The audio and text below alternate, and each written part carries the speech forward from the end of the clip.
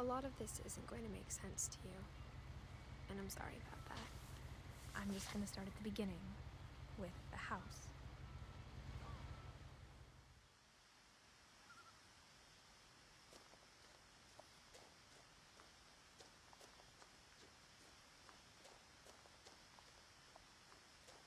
I lived here until I was 11, but I wasn't allowed inside half the rooms.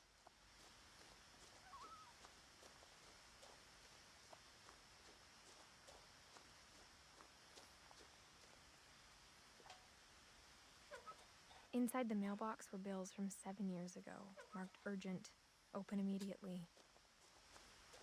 I hadn't been back since my brother Lewis's funeral.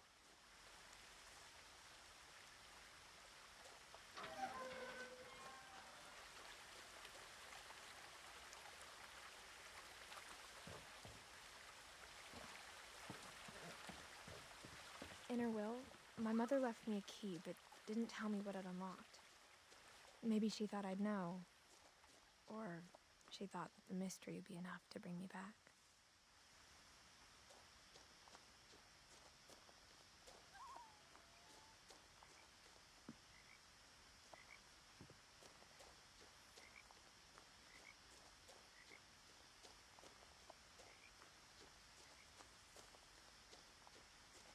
No one had driven this way in a long time, but I saw a few hoof prints.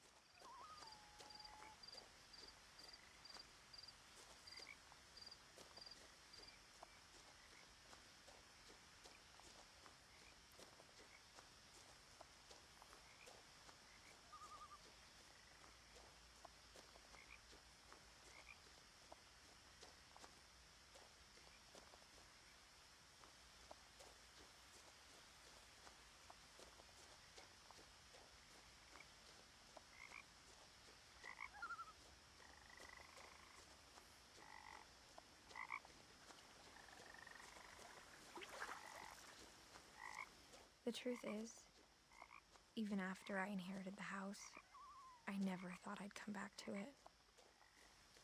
But now I had questions about my family that only the house knew the answers to.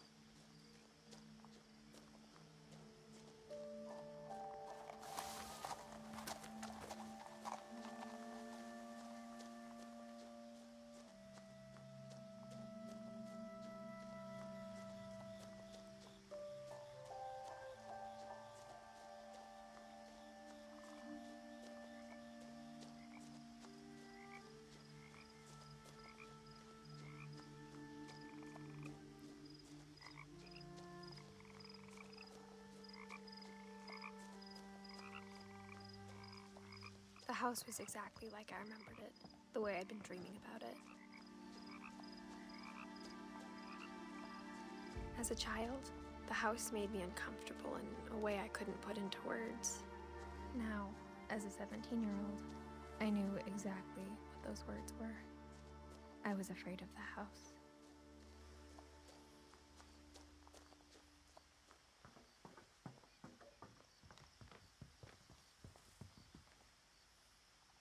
I hoped the key might unlock the front door. It didn't.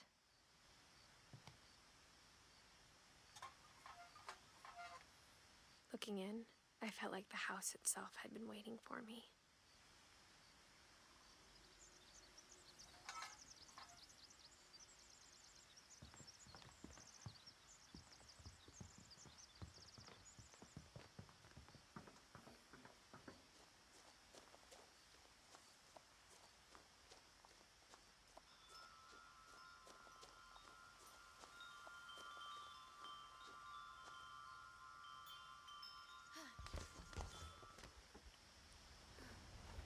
Crawling through the doggy door used to be a lot easier when I was 11.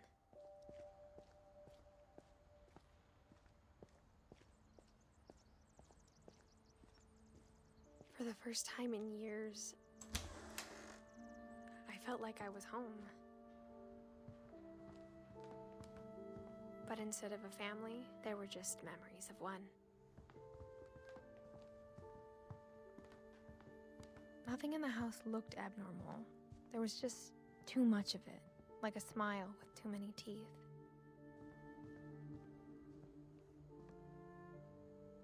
After Milton disappeared, Mom sealed up all the bedrooms. Then Edie retaliated and drilled peepholes.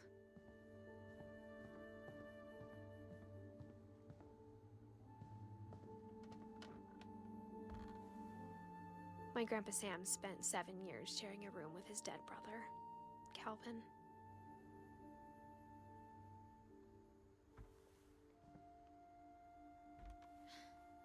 As a kid, I just assumed every house had peepholes and sealed rooms you weren't allowed inside of.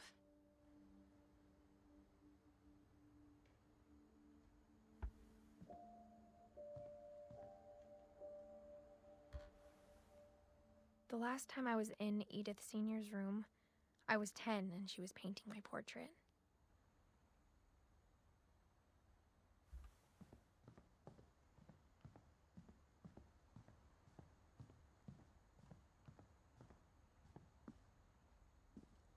Mom must have locked the third floor stairs on the night we left.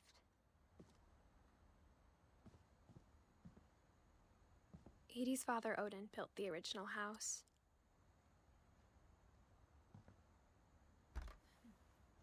Barbara was a child star for 2 years, until America grew out of it.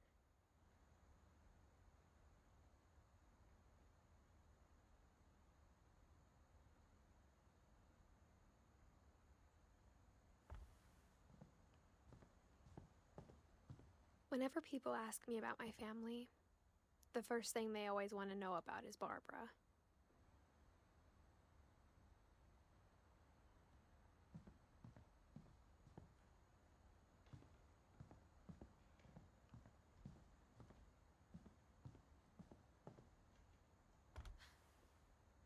Molly always seemed like a girl I could imagine being friends with, if she hadn't died in 1947.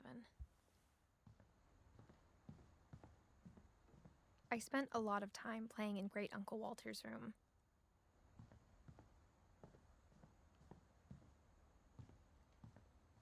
Lewis told me there were secret passages, but I never believed him.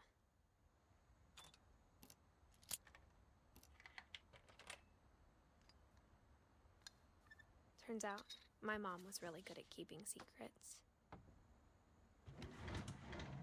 Now it was time to find out what my mom had been afraid of.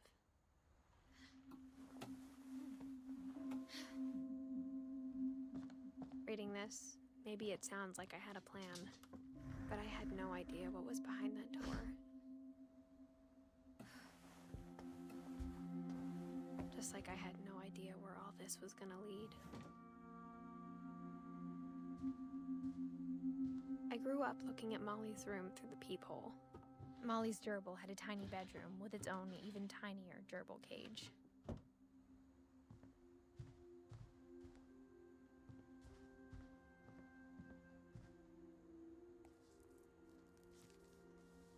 December 13th, 1947. Dear Diary, I'll be gone soon, but I wanted to tell somebody about what's gonna happen. It started when Mom sent me to bed without dinner. I woke up and I was starving, so I looked around for something to eat. The gerbil food was dry, but I didn't mind it.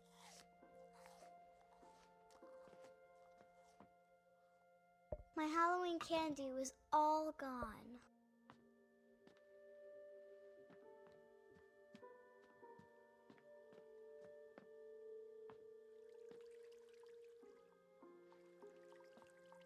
I thought about eating Christopher, but I held back.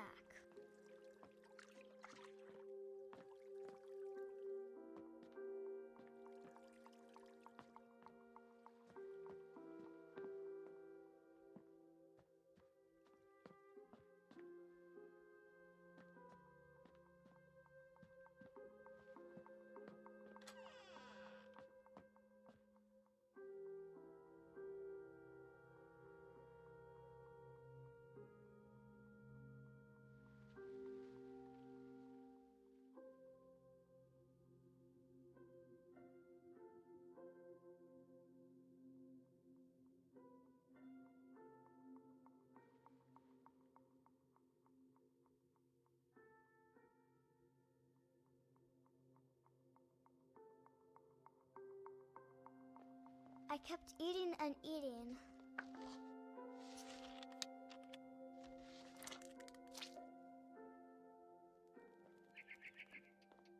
I ate a lot of things that night.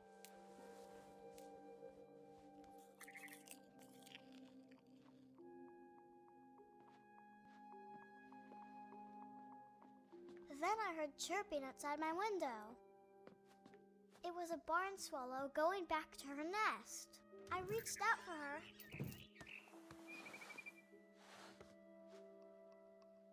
And suddenly, I was a cat.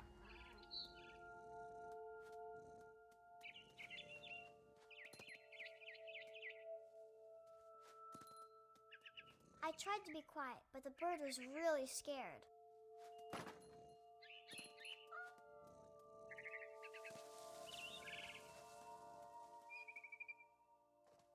Mom and Dad didn't even look at me.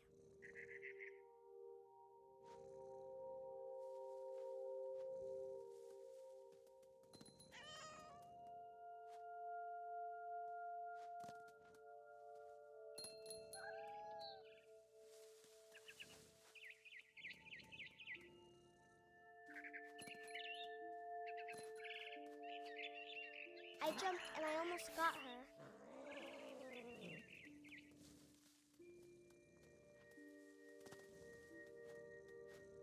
I could tell she was getting really tired. Now I was up in the big tree. I promised Dad I wouldn't climb it anymore. All I cared about was eating that mama bird. I gobbled her up. And suddenly, I was an owl. First, all I heard was the wind. Then I heard little teeth nibbling in the grass.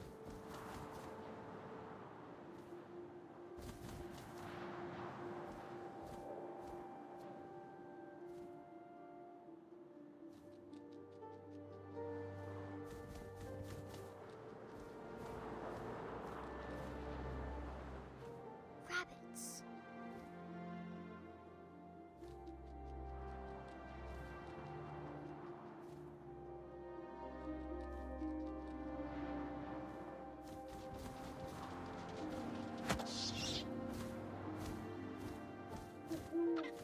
I imagined his face looking up and seeing mine through my talons. I swallowed him up, and I didn't chew one bit. Then I flew off to find something bigger.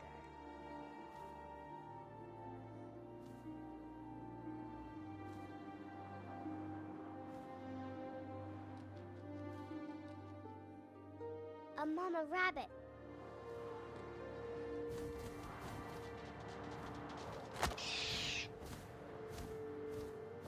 She was almost too big to carry. I started choking, but I couldn't stop eating. And suddenly, I was a shark.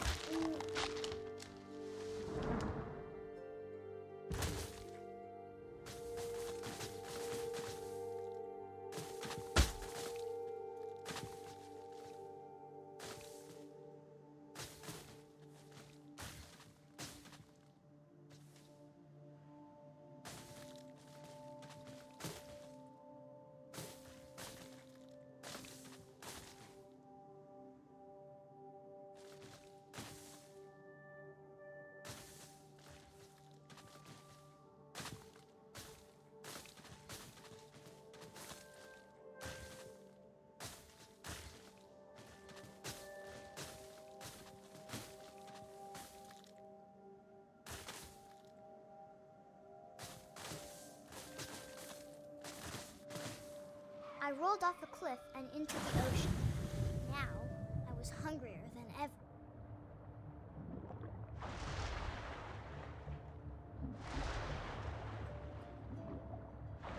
I wanted fat, juicy seals. I tore off her flipper, and it tasted really good.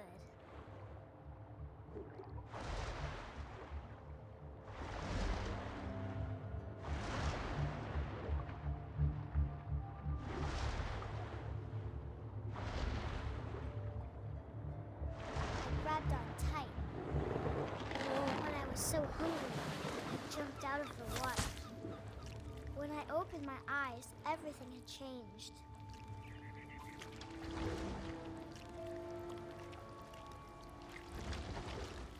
Now I was a monster, and I smelled people everywhere.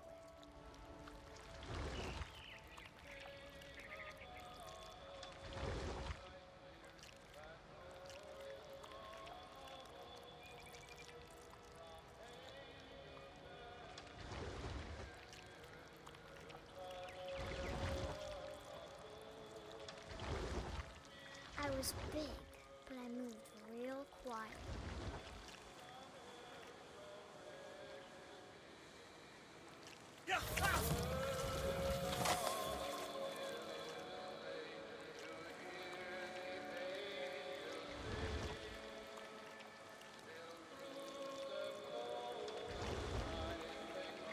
I wanted to stop, but also I didn't.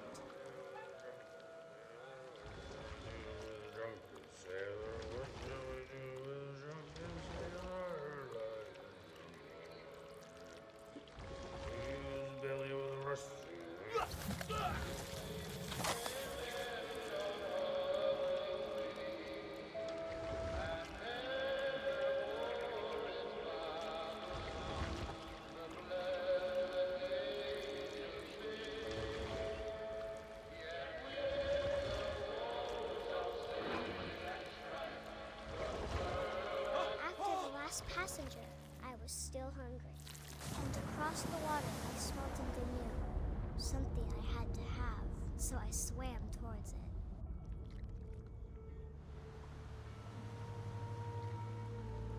I slithered onto the sand, and the good smell went into an old pipe.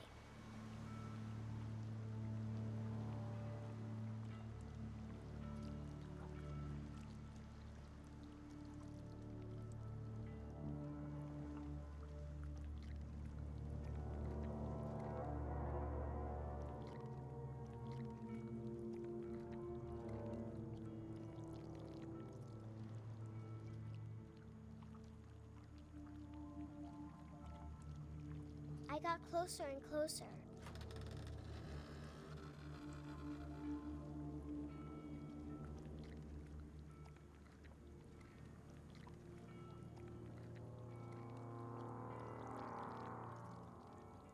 All my stomach started growling. And suddenly, I was me again. I held my breath for a long time, but I couldn't hear anything. I think it's waiting for me to fall asleep. But it's not going to wait much longer. It needs to feed, and we both know I will be delicious.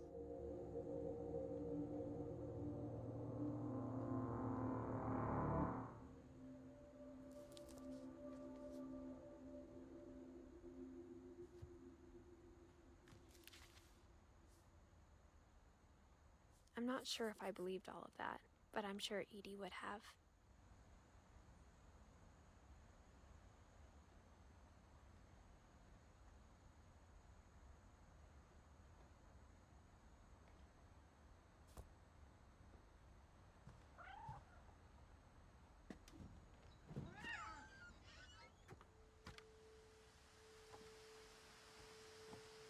This will be obvious later, but my mom never told me any of these stories.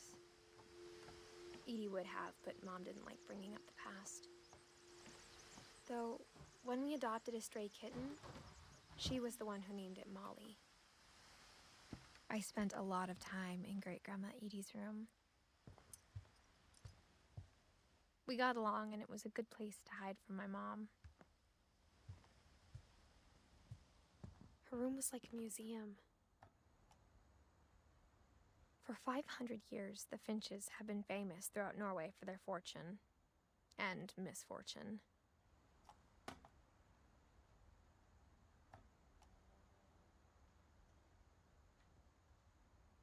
Odin Finch buries the latest victims of the family curse, his wife Ingeborg and their newborn son, Johan. On January 7th, 1937, he set sail with his family, and 40-foot waves off the coast of Washington send the house and Odin to the bottom of the sea. Odin's daughter Edie with husband Sven and baby Molly, step ashore on their new home. Odin Finch is the first to be buried in the new family cemetery. His daughter Edie is already dreaming of a new Finch house.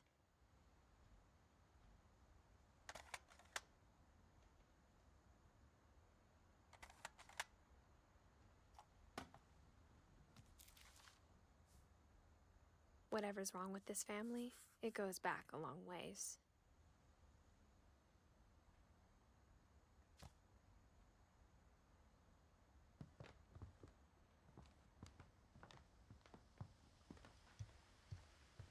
When Edie told people Sven was killed by a dragon, she could also have said he was building a dragon-shaped slide that collapsed. Even in her 90s, sometimes Edie seemed a lot younger than my mother. The only trace Grandpa Sam's first wife, Kay, left on the house was the pink bathroom. It was a pretty big trace.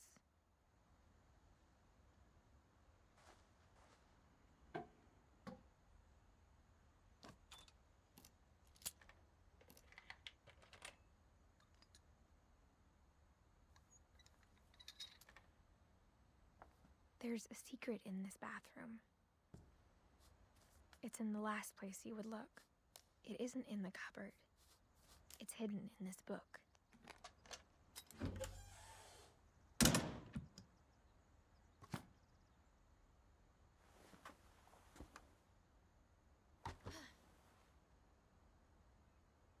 Sven gave Sam an old camera he'd refurbished. He never put it down.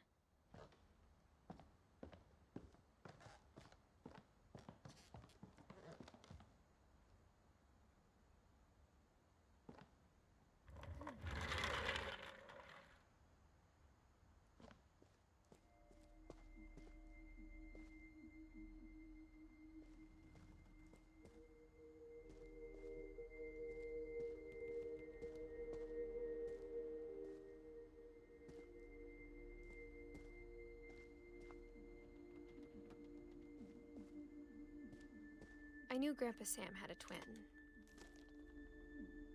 and that he never talked about him.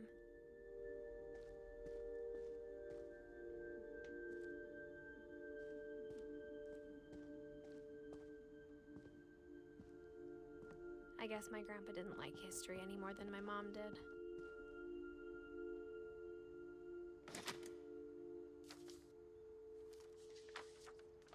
How I Want to Remember My Brother by Sam Finch.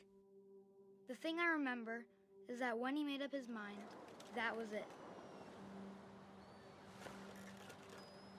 My brother said he'd die before he ate another mushroom, and he did.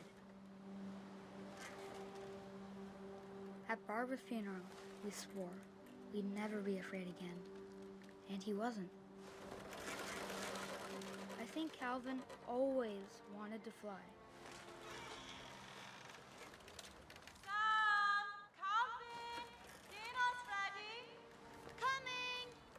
But that day, he finally made up his mind to do it. I told him going around was impossible.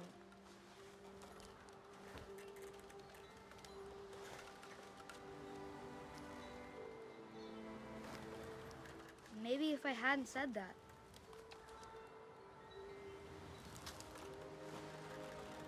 Alvin, I'm not gonna tell you again.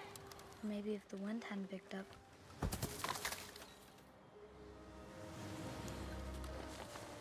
Then maybe he'd still be here. But I doubt it. I think he'd already made up his mind. That's what I want to remember about my brother.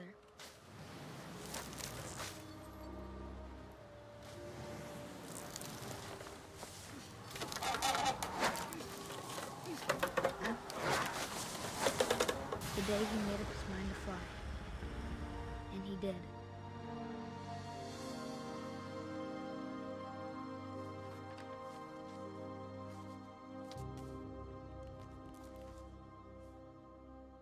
Calvin's story felt strangely familiar. When I was younger, I remember trying to do the exact same thing.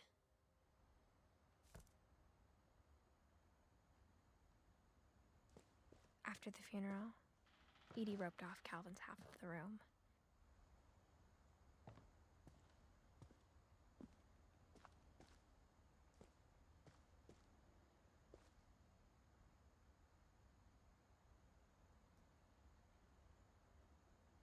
Mom said Grandpa Sam enlisted at 18 and never set foot in the room again.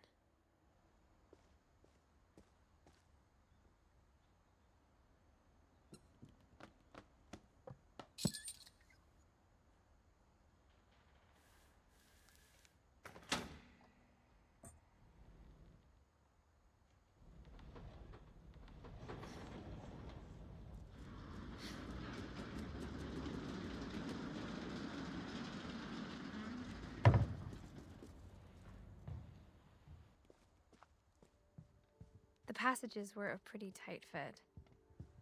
They'd obviously been built for smaller hands and bellies.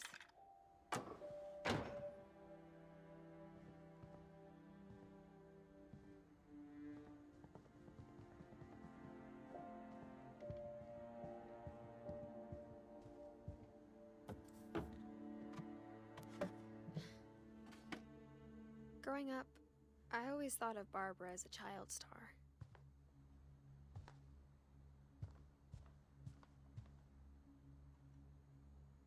I never thought about how hard it must have been for her afterwards.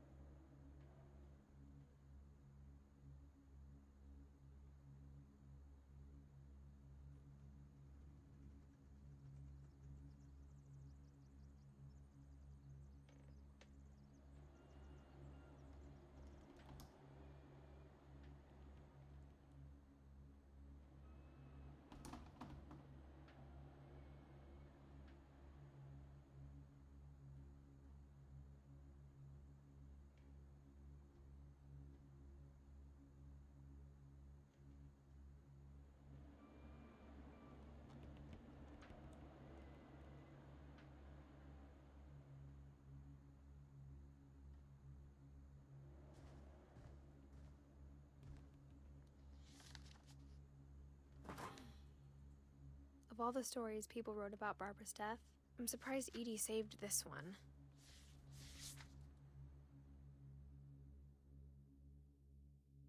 Old Jack here with another ghastly tale inspired by America's most unfortunate family. I'm calling it The Surprise Ending of Barbara Finch. As a child star, Barbara was famous for her scream. Now at 16, she was all washed up. A has-been. But in a lucky break, she'd been asked to perform her signature scream at a local convention for monster movie fans. It was just the boost her career needed. Unfortunately, her scream hadn't aged well. Getting better. I think you just need the right motivation. Her biggest fan and current boyfriend, Rick, was about to demonstrate when... Now that was a great scream. It was Barbara's father, Sven. He'd slipped into a table saw and had to be rushed to the emergency room. So Barbara got stuck babysitting her youngest brother, Walter. Her convention comeback was cancelled. Okay, I'm hearing frustration, but I'm not hearing terror. What if I tried... A gang of hoodlums in Halloween masks have been terrorizing Orcas Island tonight. Police are urging residents to... That came from the basement. You're right! Also, I loved your delivery on that. Why is your basement door locked? Because my dad likes making puzzles and secret passages. There's a key hidden in the music box.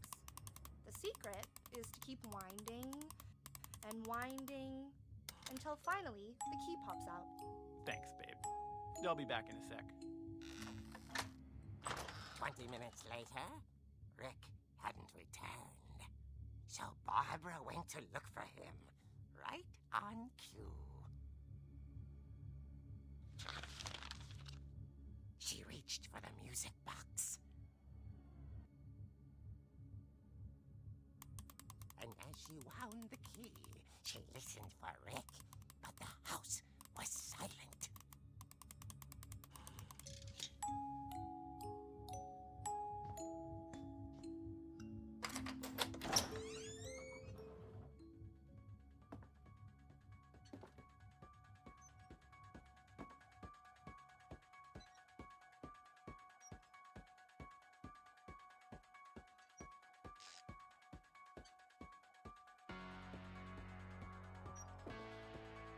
She found Rick's crutch and imagined the worst.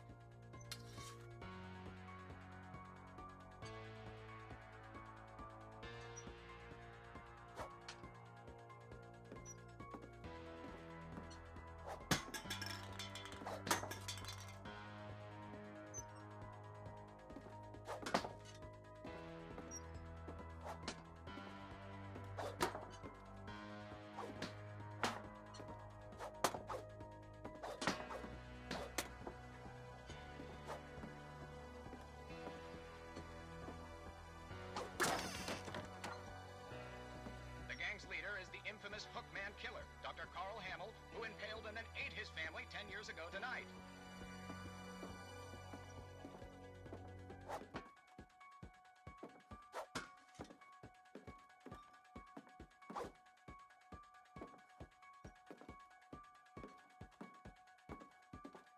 The old fridge rattled and grew still.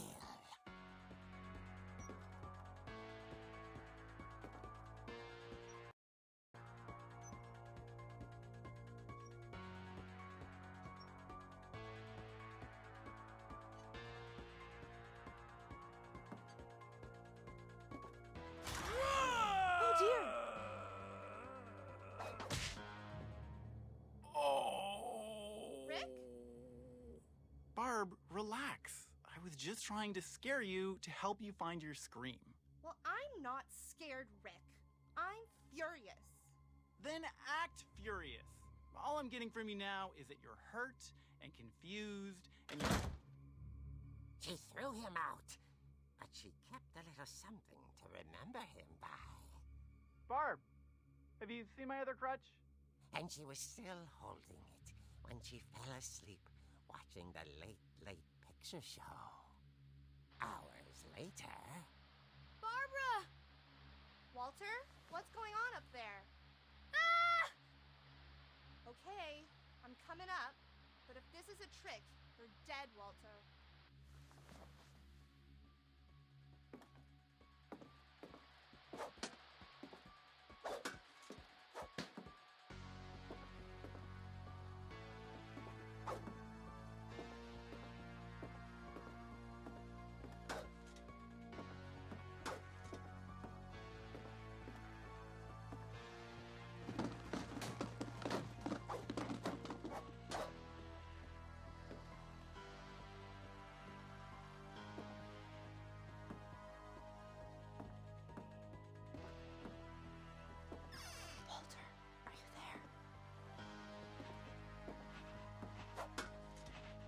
Walter had vanished, but his bedside radio was still on.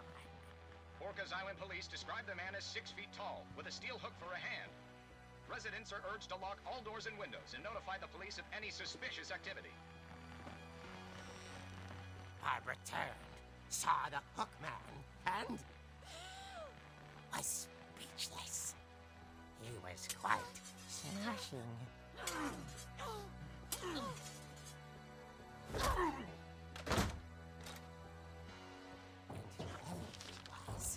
he couldn't get enough of Barbara. Okay, Barbara, there's gotta be another way out of here. That night, she played her part beautifully.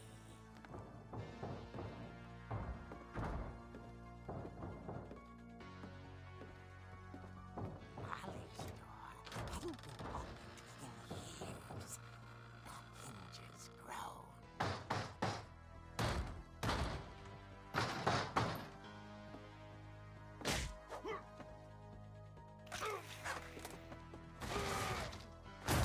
He wasn't moving, but she sensed the story might not be over yet.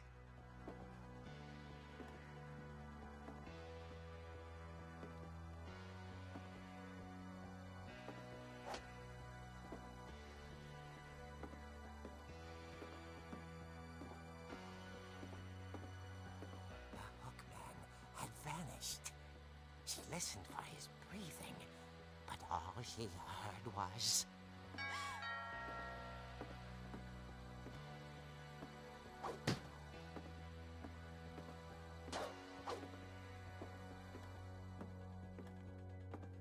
Someone at the door was dying to speak to young Barbara.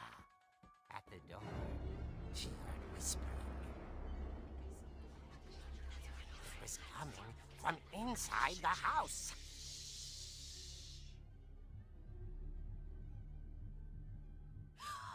Oh dear.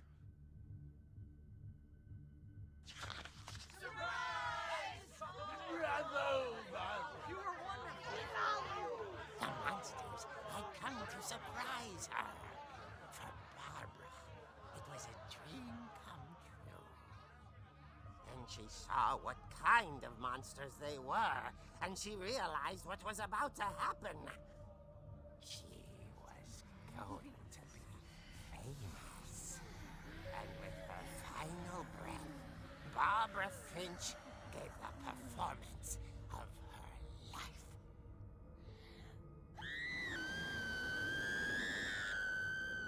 I wasn't there myself, but I hear Barbara was magnificent. Poor girl. She had a taste for stardom. But unfortunately, so did her fans. Of course, the police blamed it all on poor Rick, who disappeared the same night. And little Walter? Hiding under his bed the whole time. He took it all pretty hard, but that's another story. As for Barbara, tucked inside the music box was all they ever found of her. Her ear. Now that's what I call a real eerie tale.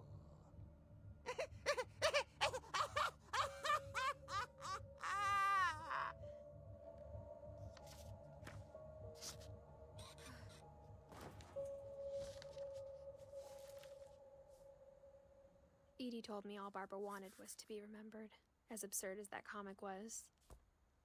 Maybe what Edie saw was a happy ending.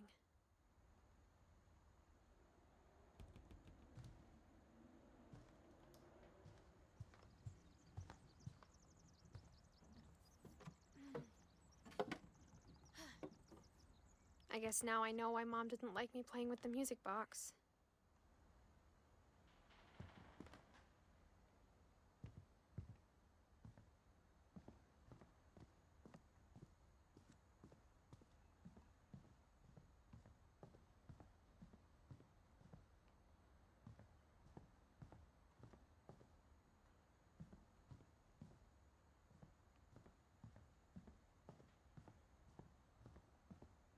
It's funny.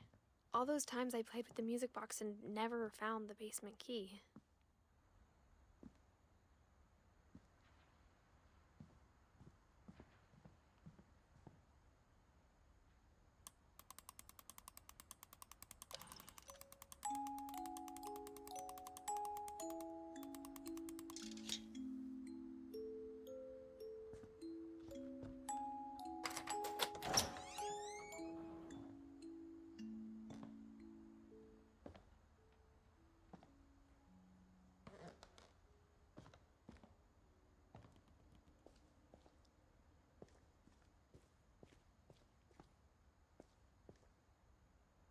Mom said the basement was off limits, unless I wanted another tetanus shot.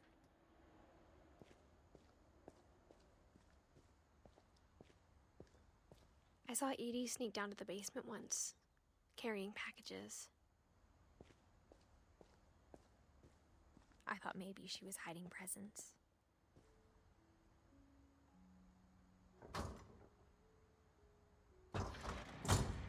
It turned out she was hiding a lot more than that.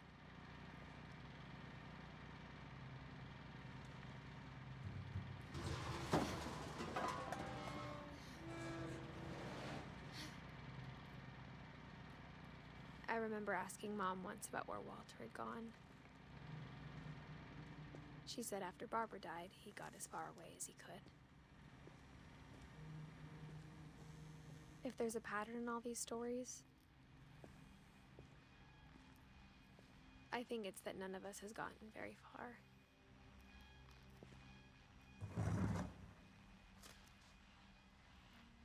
Goodbye, everyone.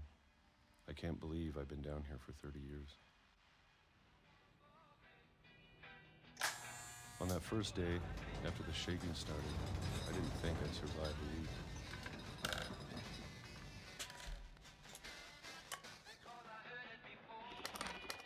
But after a few days, I settled into a routine. That's what kept me sane. Having a schedule, living for today. I always expected to be dead tomorrow. But if you wait long enough, you get used to anything.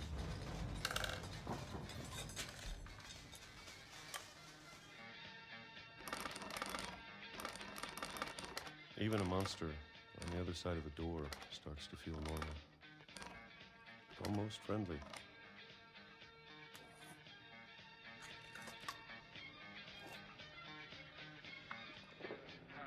And then one day, everything just stopped. Whatever that thing was, it was gone. Maybe it got tired of waiting. Or maybe I just got tired of being afraid.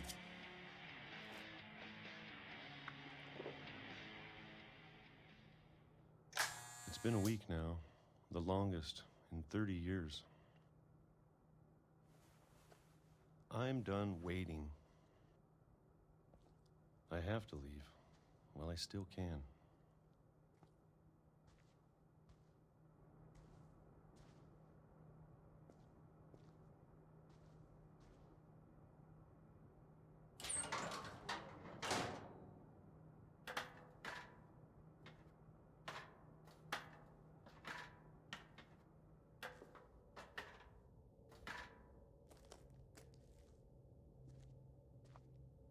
I know it's out there, somewhere. Whatever killed Barbara and Molly and Calvin.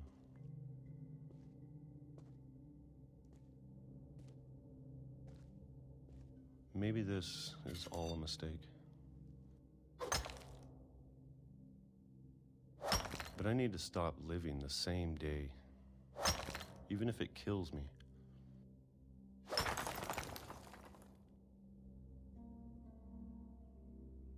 Whatever's out there, I want you to know I'm ready for it. I'm going to appreciate all of it, especially the food. I don't mind if I only have a year left. Or a month, or a single week. I'd be happy with one new day. I can already imagine the sun on my face.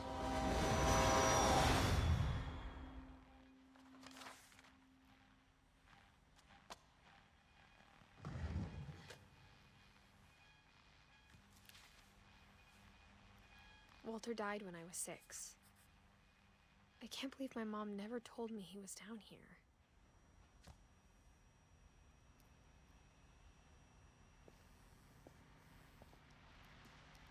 I'm sure my mom was trying to protect me.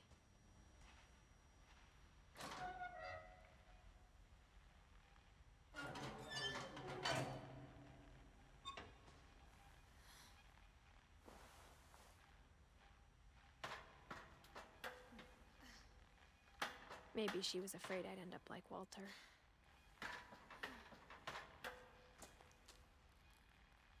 But if she never told me about an uncle under the house, I can only imagine what else she was hiding.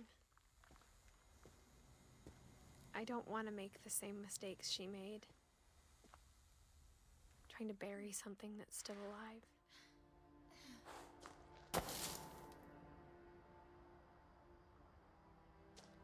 Now that there's only one of us left, or maybe two, I thought it was time I heard the stories for myself and found out what happened to everyone else. But now I'm worried the stories themselves might be the problem. Maybe we believed so much in a family curse, we made it real.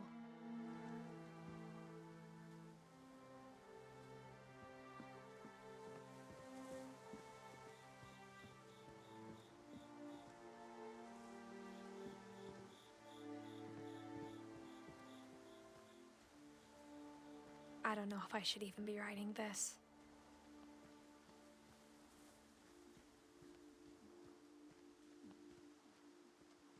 Maybe it'd be better if all this just died with me.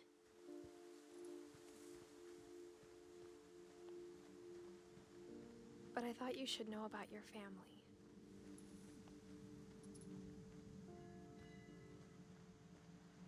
And the history you're a part of.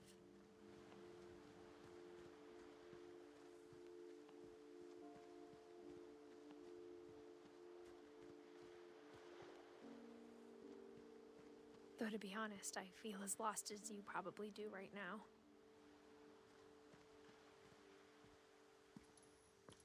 I think the people in these stories believed them, for what that's worth.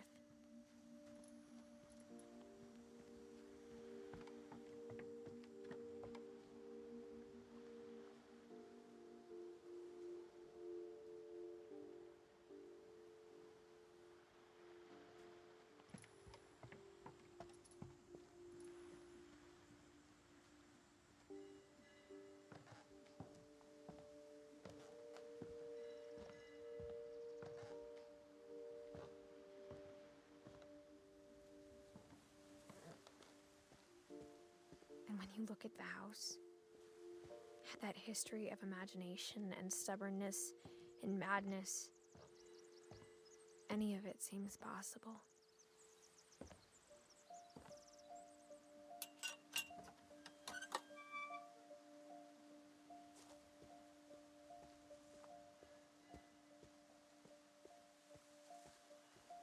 I think we've been surrounded by death for so long, we've just gotten used to it. What kind of family finishes building a cemetery before starting the house?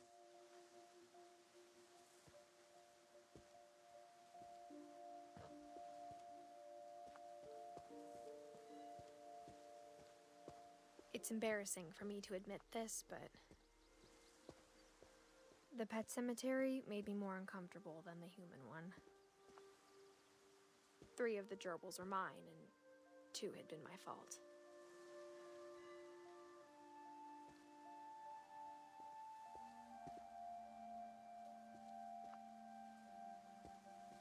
Sven built the house, but it was Edie who designed the cemetery.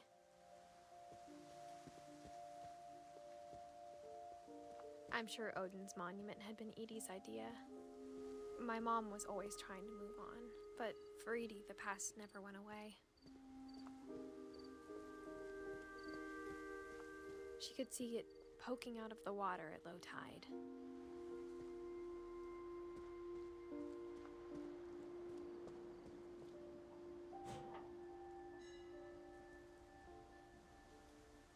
Edie said she dreamed about the old house every night.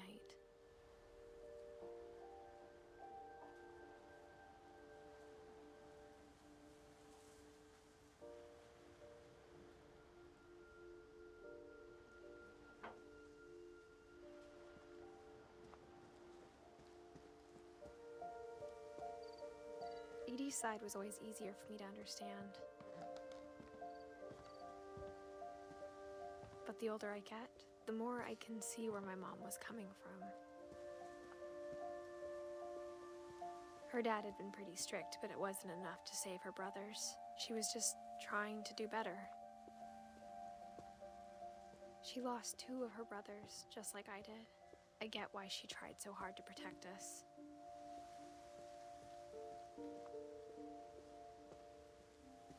There's so many things I wish I could ask my mom now. Part of me thinks this is what she wanted all along. For me to come back someday and find everything out for myself.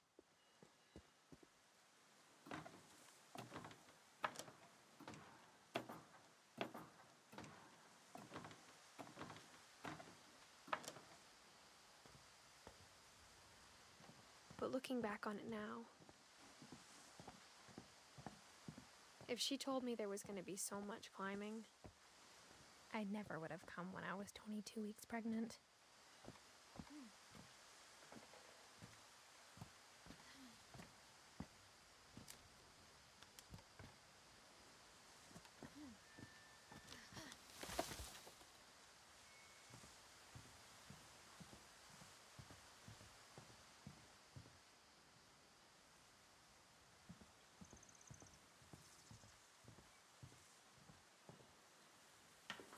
I never met Grandpa Sam, but I think he and my mom had a lot in common.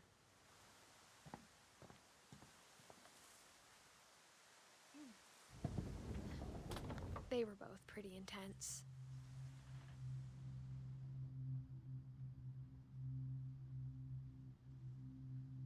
Sam spent his life shooting photos, but Mom said he got nervous being in front of the camera. I guess we're all afraid of something.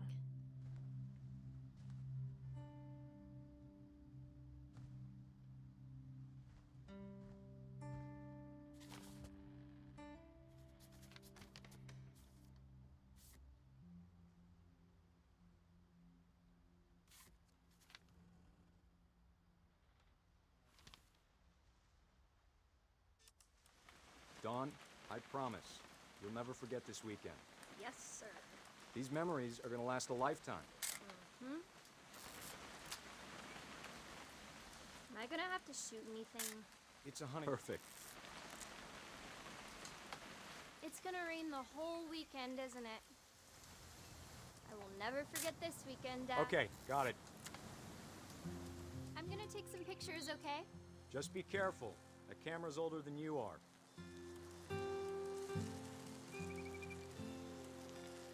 Definitely should not have drunk all that coffee. Hey! That's a keeper. I'm just saying, I'm not always gonna be here, Dawn. You'll need to remember this stuff, if you want to survive. I'll be fine, Dad. You know who else thought he was gonna be fine? Some guy who died. Dawn, I'm being serious. I know, Dad. You're always serious. Doesn't being out here make you want to chill out? Well, to tell you the truth, I haven't been out here in 20 years. Dawn, don't you think you could find something more interesting to photograph?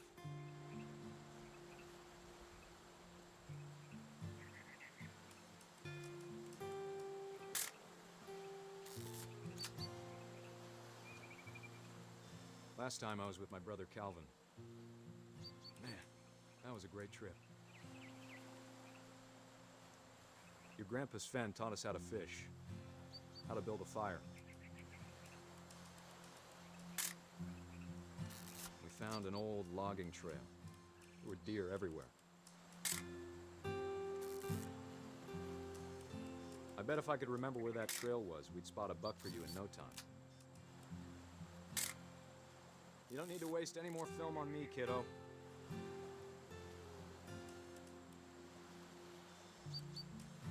Give me a minute to check the map.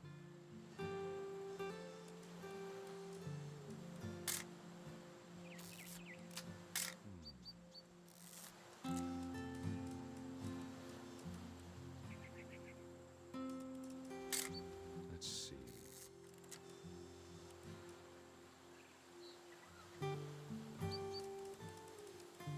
Maybe.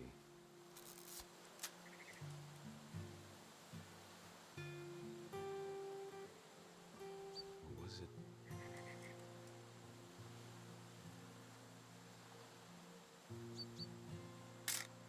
It could have been.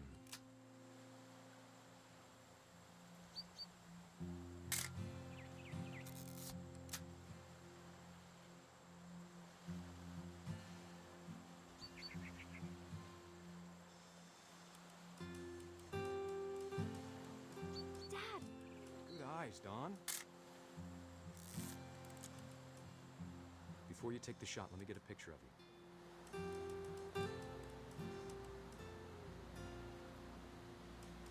Dad, Let me get behind you. do I have to do this? Dawn, you don't have to do anything. Great shot, Dawn!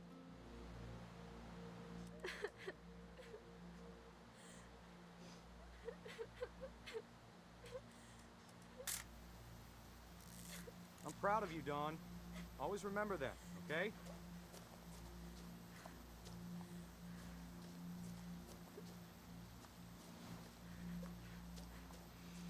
Dad, it's twitching. I think That's it's totally so- normal, Dawn. Just focus on the camera. Try not to think about— Dad!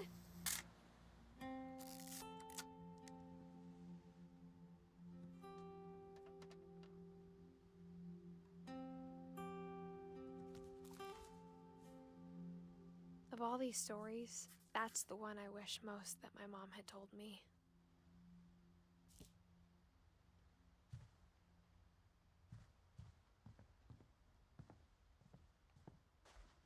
Instead of hiding from death, Sam seemed to go out of his way to meet it.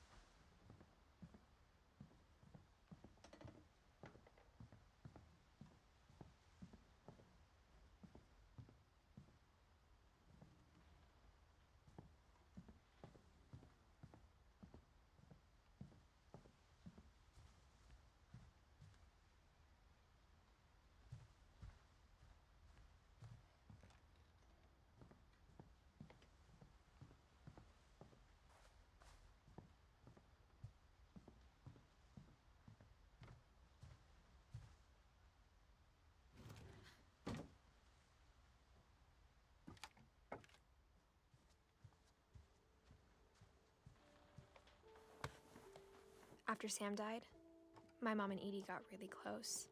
They'd both lost a lot.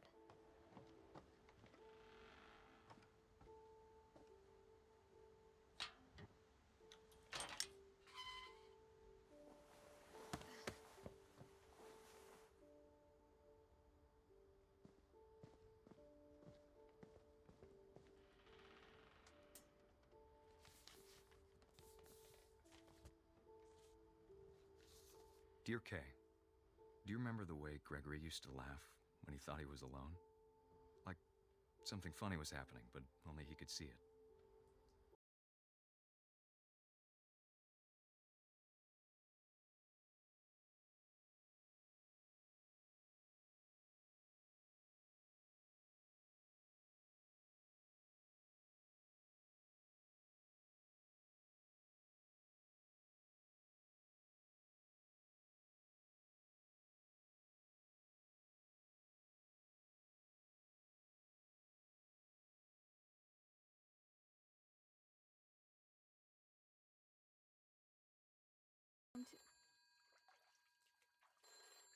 Hold on, sweetie. Hello? Sam,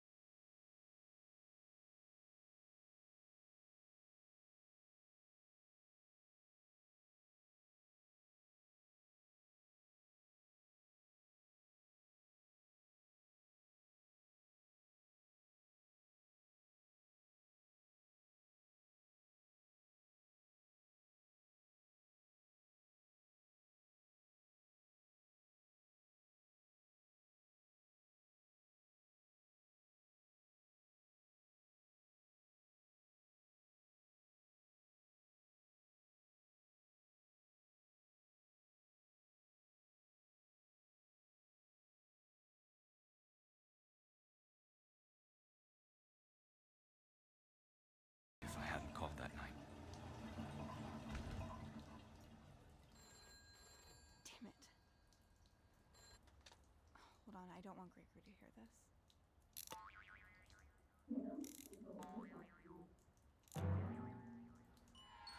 I wish he could have told us about the world he saw.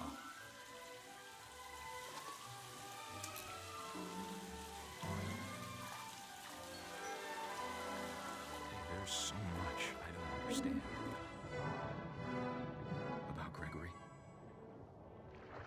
about everything.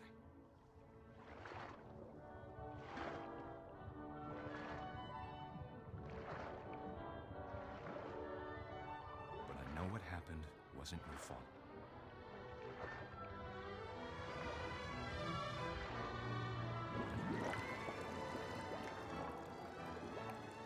I'm sure he's happy. And he'd want you to be happy too. Good luck, Kay. Love, Sam.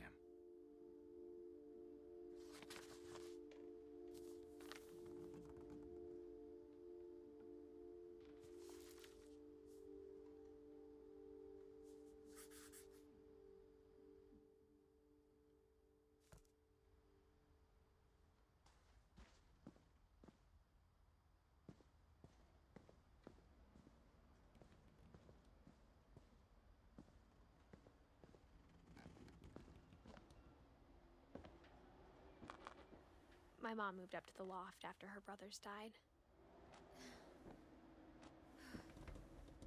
At the time, it was as far away as she could get.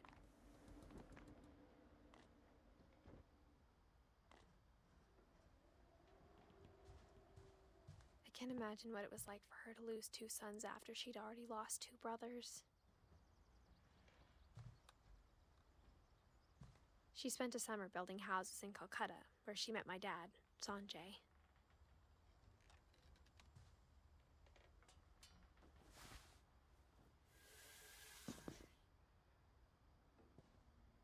I can't imagine my mom ever writing poetry, and yet...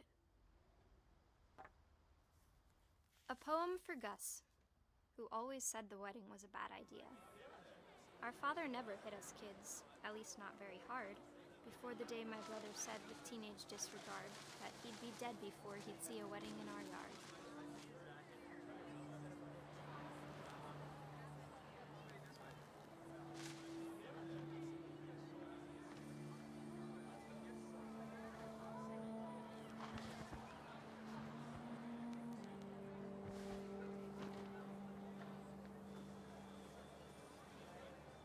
My father made him come, of course, but Gus stood far apart, just flew his kite and bottled up the storm inside his heart.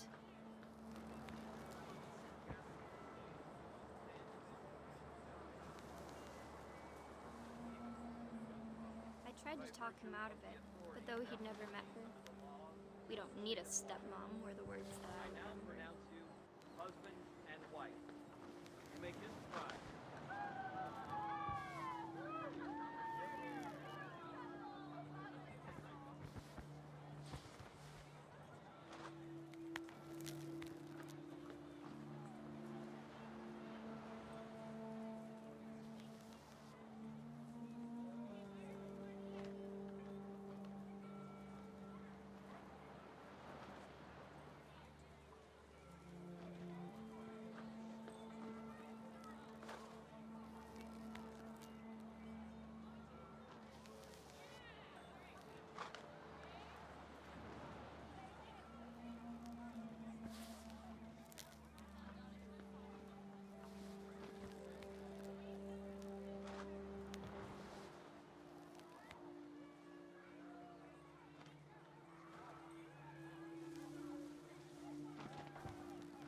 When the time for photos came, Dad ordered him to come here.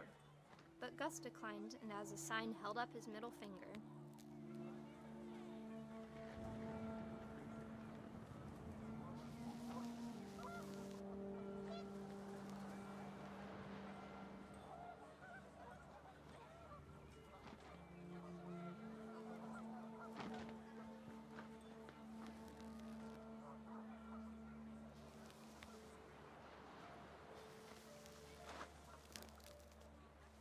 wind picked up, and panicked geese appeared and quickly went.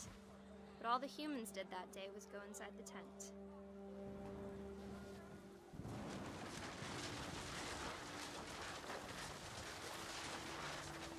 The rain came down in buckets then, but no one seemed afraid that nature might destroy the tent our dad had crudely made.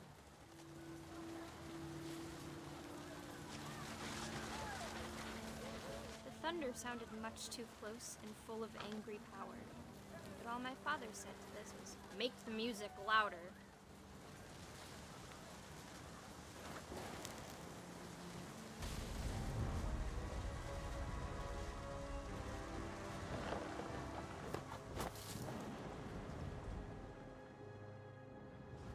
I wish that I could truly say I thought about you on that day.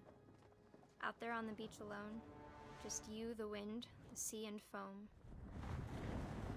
But I didn't. Until we found you.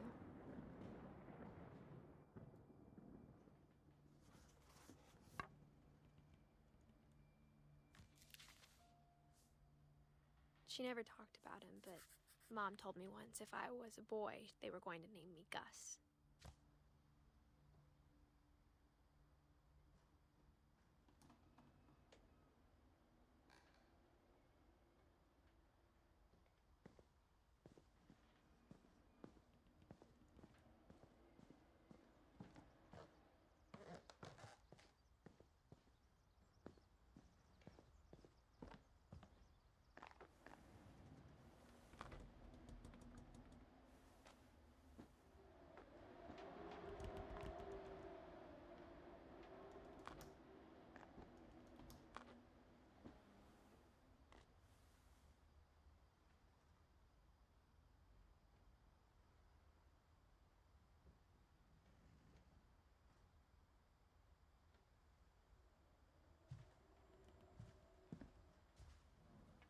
My mom moved to India a week after graduation and got a job teaching English.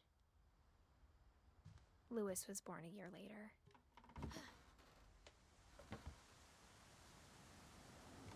When my dad died, I don't think Mom knew where else to go. I'm sure Edie was happy to have her back.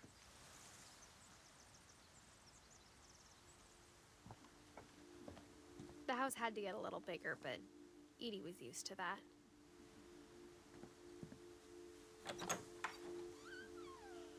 And for a while, things were good. Almost normal, but it didn't last. The beginning of the end was Milton's 10th birthday, when Edie gave him a castle.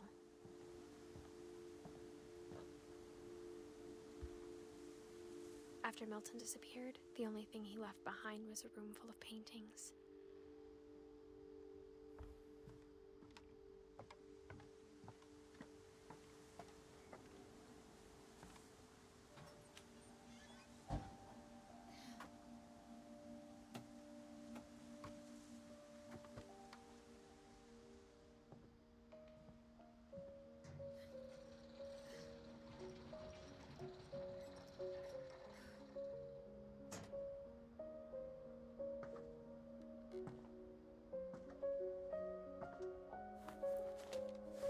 Milton Finch in The Magic Paintbrush.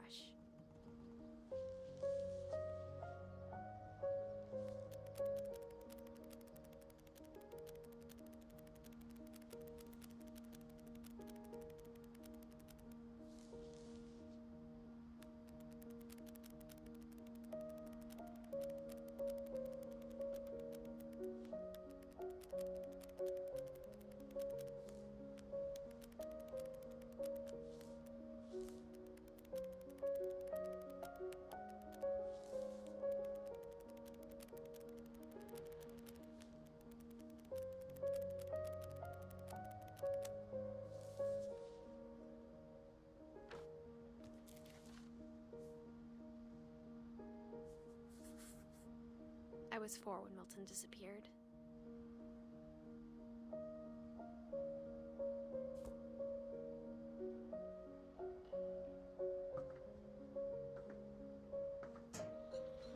Mom spent months searching for my brother. Then she sealed the doors.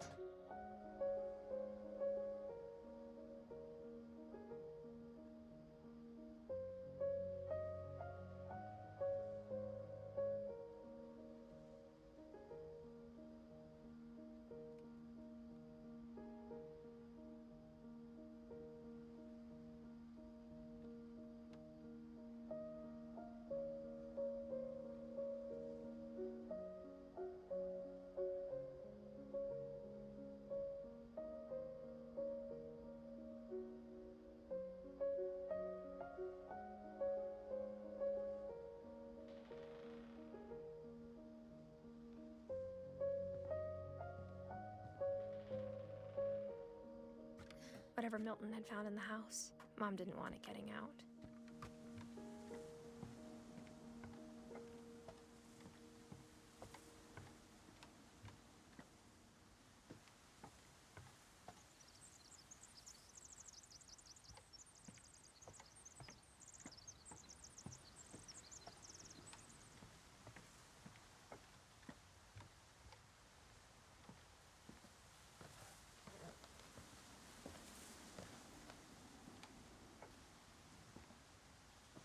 Mom definitely blamed Edie, but I think Louis blamed himself. After he graduated, he just spent more and more time in his room, until Mom got him a job at the cannery.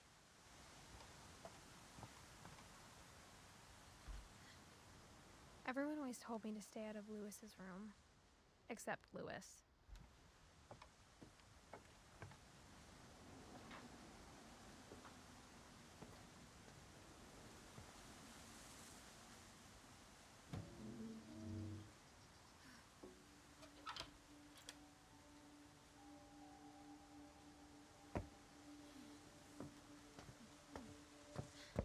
Louis's room smelled very, very familiar.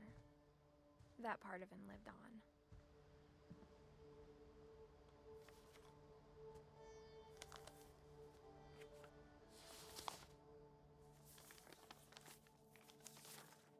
Dear Mrs. Finch, as Louis's psychiatrist, I can understand your desire for an explanation. As I see it, the trouble began in January, shortly after we convinced your son to seek treatment for substance abuse. Newly sober, I believe Louis first noticed the monotony of his daily life.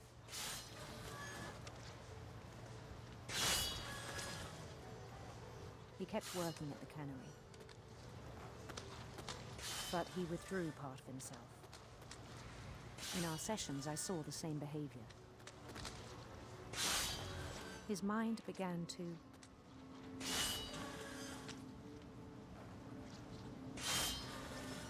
wander. I asked him to describe it. He said he started small, imagining a labyrinth.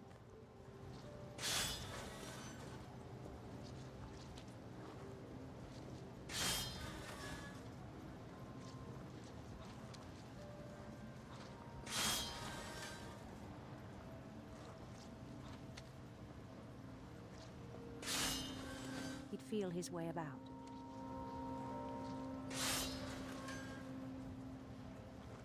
Then something moved. Bats. And toads.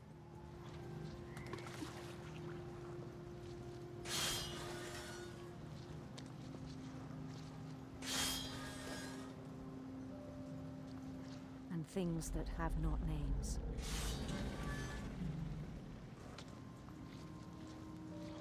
He knew it was all in his head.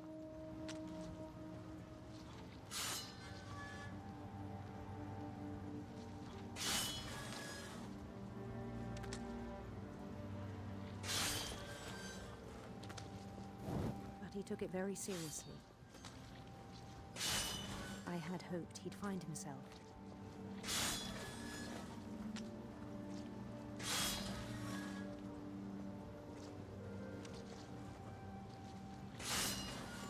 But he found something more.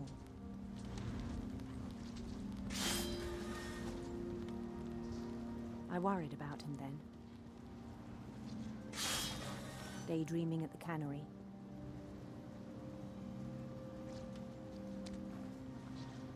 I spoke with his boss.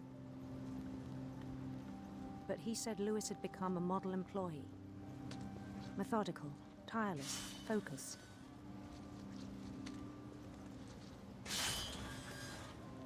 Like a whole new Louis. So I let him go on.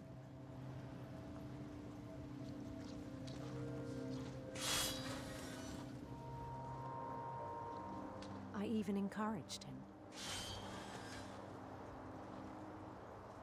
It seemed very promising at first. He told me he'd made a new friend.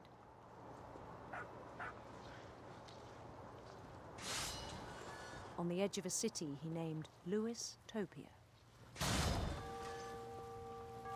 He built the city up slowly, brick by brick.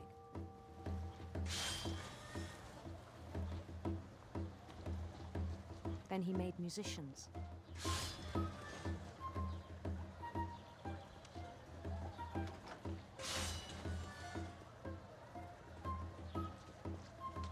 And songs for them to play.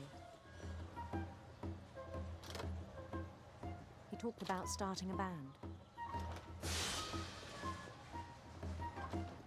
And he was always humming something.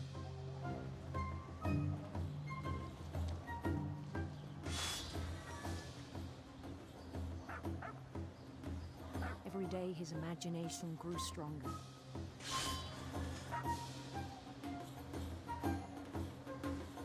He no longer spoke at the cannery.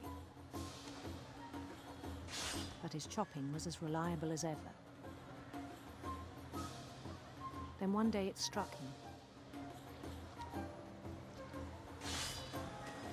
that all the cheering crowds, even the stones under his feet,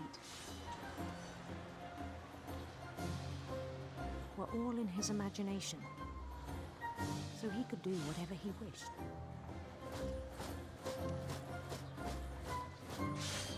He held an election for mayor. And he won.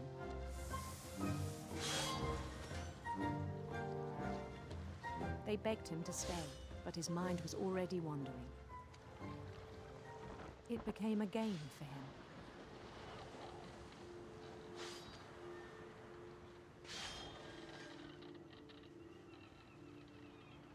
He'd conquer a city, then immediately push on.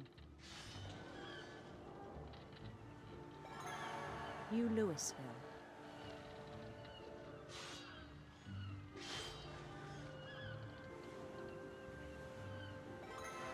St. Louis. He started drifting away from our reality.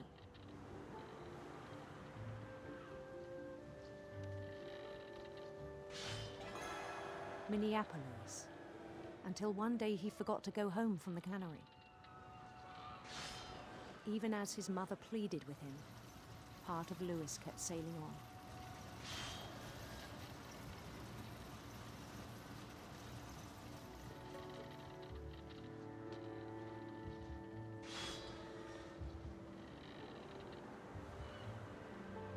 In Louisburg, he heard rumors of a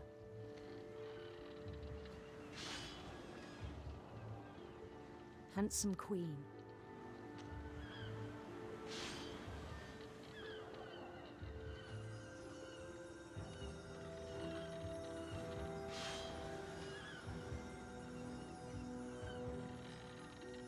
The queen was on her own quest for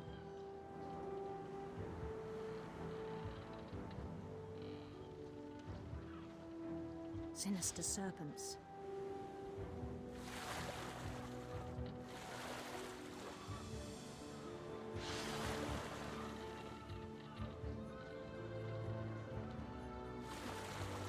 He followed the sound of her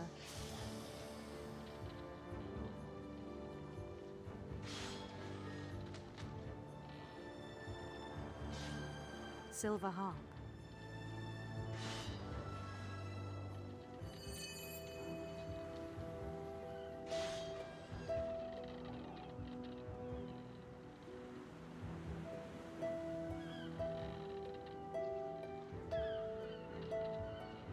His chase led him to a golden palace east of the sun and west of the moon. Even then, his logic remained sound.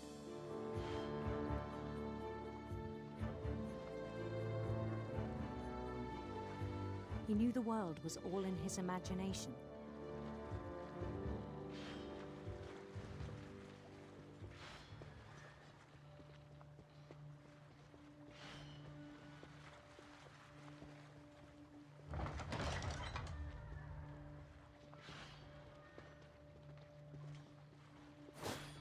But he was so proud of having created it. In his own eyes, he'd become something greater than a king.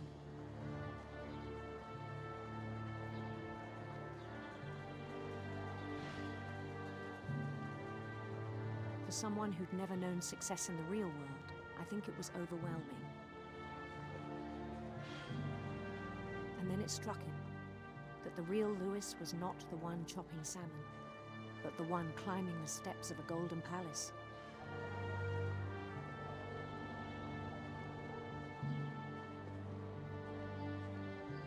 My imagination is as real as my body, he told me.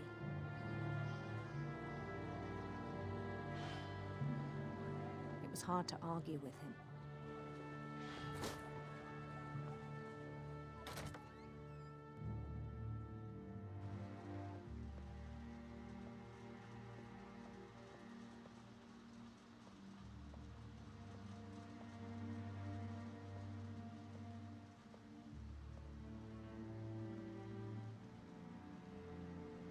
Began to forget the world we know.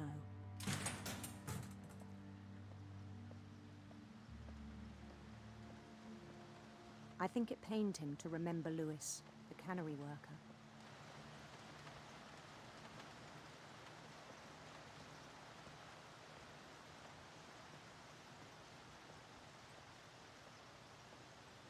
He began to despise the man with a royal contempt.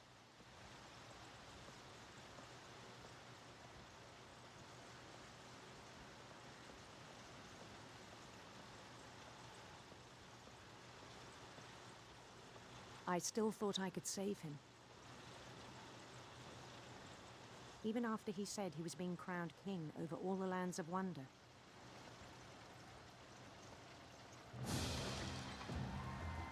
The palace would be packed with his companions.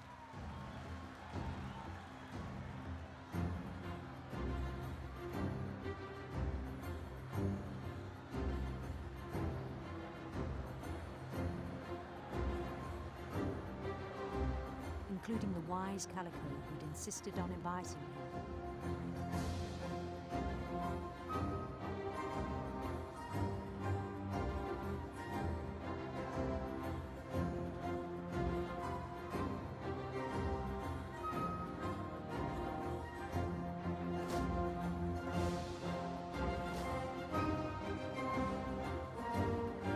His queen waited, holding his crown.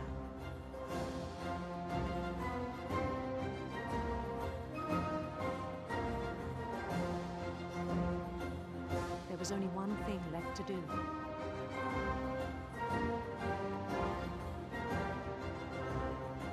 Bend down his head.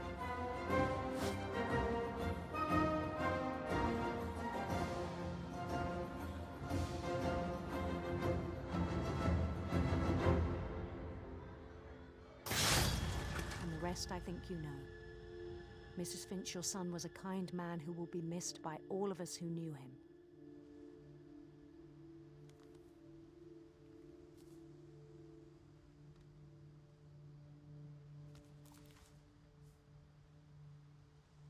My brother was really cool. I wish you could have met him.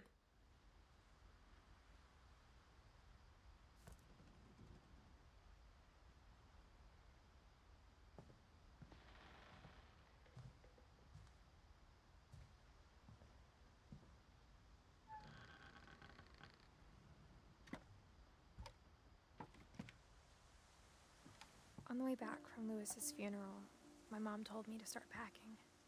She waited until the day before we left to tell Edie. I'm not sure if she wanted to make it easier or harder.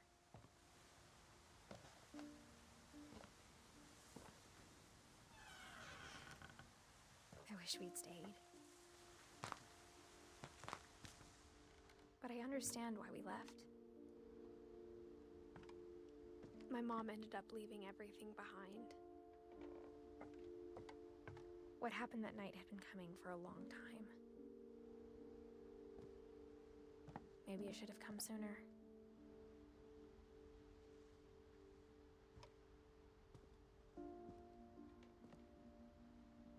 But it had to end one way or another. All that's left now is to tell you about that last night.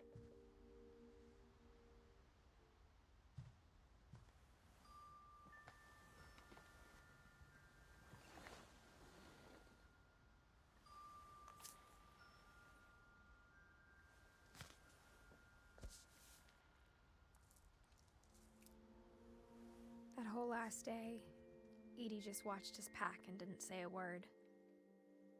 Until supper, when she raised her glass and said, "To our final night together, and all our final nights apart."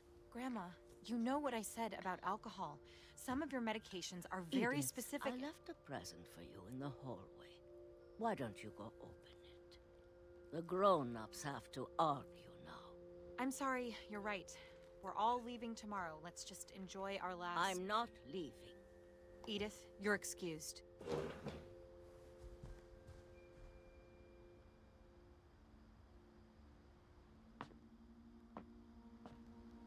The power had been shut off that morning, but Edie always had plenty of candles.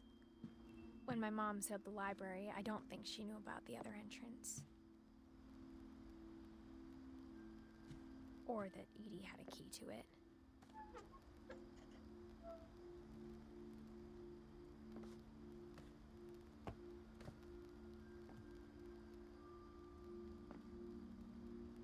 That thing you're afraid of isn't going to end when you leave the house.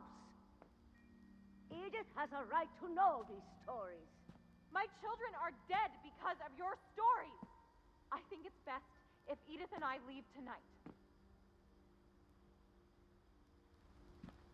We'll have the nursing home send a van for you in the morning, okay?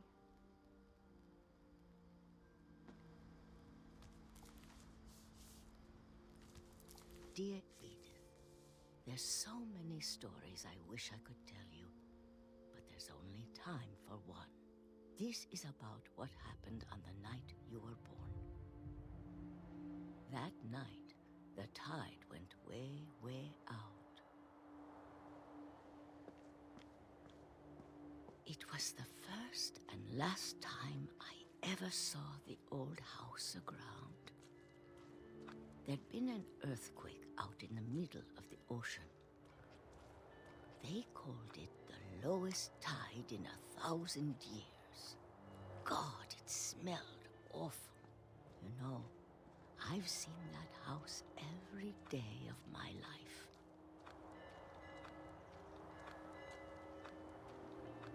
But I never thought I'd go back to it. When the fog rolled in, I lost my way.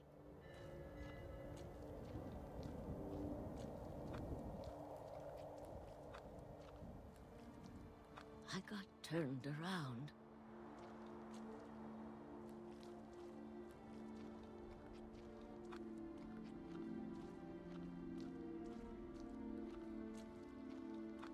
For a while, I wandered.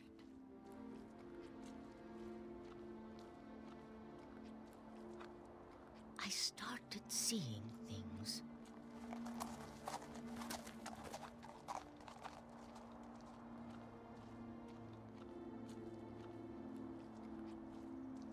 Things I'd forgotten had ever existed.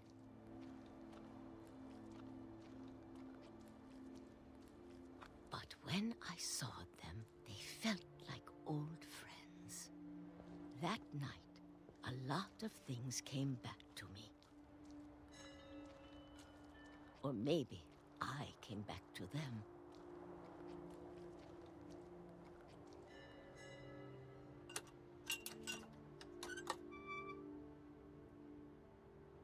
Things I can't explain, but that I need you to try and... Edith, what are you doing in here?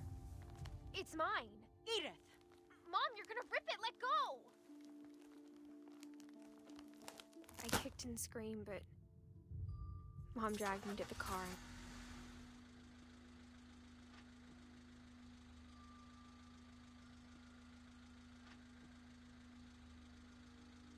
I never saw Great-Grandma Edie again. The next morning, the van came to pick her up, but she was already gone. After that, we moved around a lot.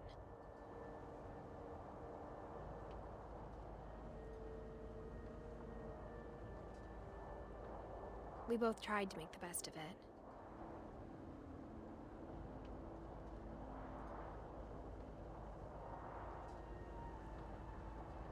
A few years went by.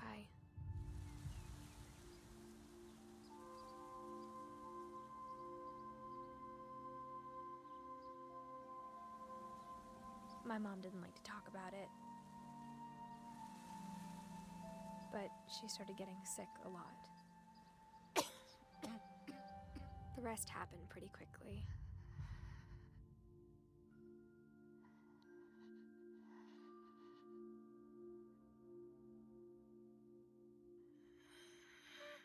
She got better for a while, and then she didn't. And then I was alone.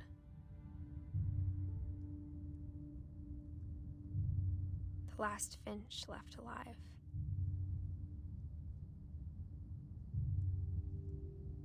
Until I found out about you. I'm still not sure what to tell you about all this. If we lived forever, maybe we'd have time to understand things. But as it is, I think the best we can do is try to open our eyes and appreciate how strange and brief all of this is.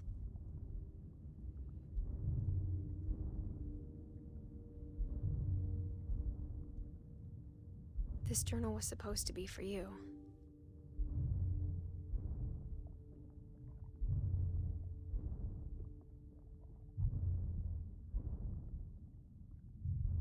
But now I hope you'll never see it. I just want to meet you and tell you all these stories myself. But I guess if you're reading this now, things didn't work out that way.